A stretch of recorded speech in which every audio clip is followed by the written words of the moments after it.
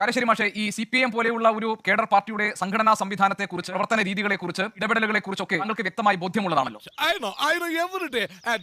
ജനങ്ങളോടുള്ള ഇടപെടലിന്റെ ശൈലിയാണ് ഈ തെരഞ്ഞെടുപ്പിന്റെ പരാജയങ്ങളിലെ മുഖ്യ കാരണം എന്ന് വിലയിരുത്തുന്നതിൽ ഒരു അപാകതയില്ലേ?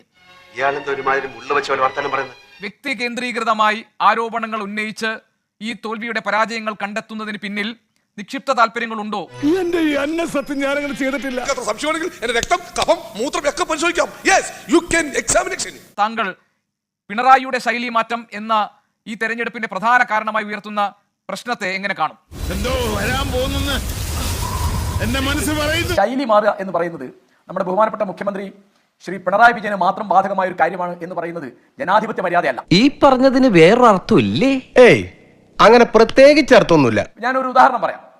ഈ നവകേരള സദസ്സ് അത് പിണറായി വിജയൻ ഒറ്റയ്ക്ക് നടത്തിയല്ലോ. നീ എന്താണ് ഉദ്ദേശിക്കുന്നത്?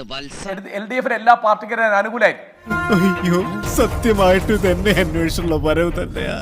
അതിന് നേരെ കരിങ്കൊടി കാണിച്ച യൂത്ത് കോൺഗ്രസുകാരെ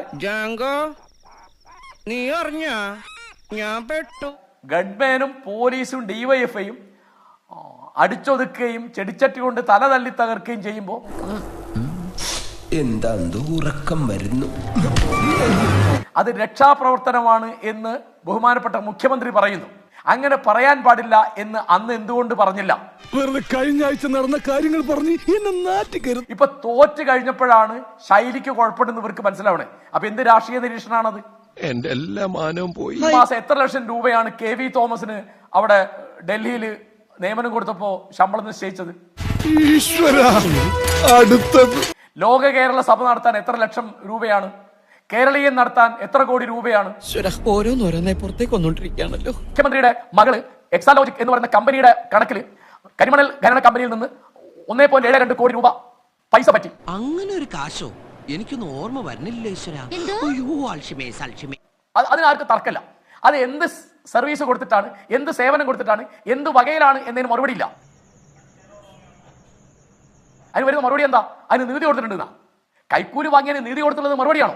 എനിക്ക് മനസ്സിലായിട്ടില്ല. അപ്പൊ ഇതാണ് ഇവിടുത്തെ വ്യവസ്ഥിതി.